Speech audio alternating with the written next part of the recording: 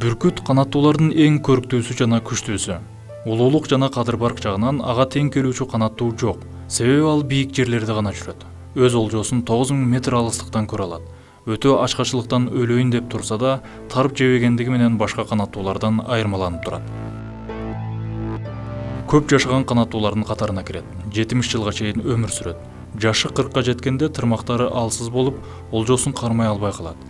Себеби тырмактары шамда айлыгын жоготот.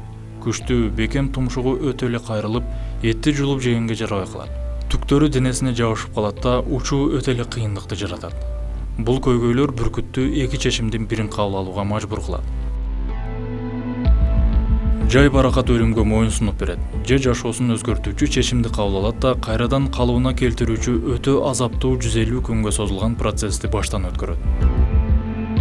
Бүркүт экинчи жолду тандайт.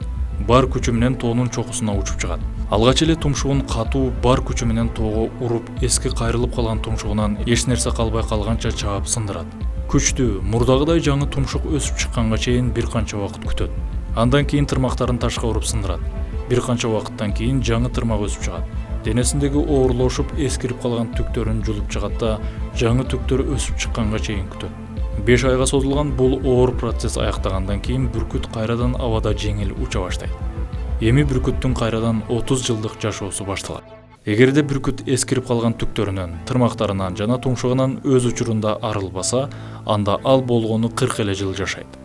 Адам баласы да жашоосунда кыйынчылыктарга кабылат. Ошол учурда бүркүт сыяктуу маанилүү чечим кабыл алып, өзгөрүүгө кадам таштоосу зарыл. Антпесе көйгөйлөр аны жок кылат.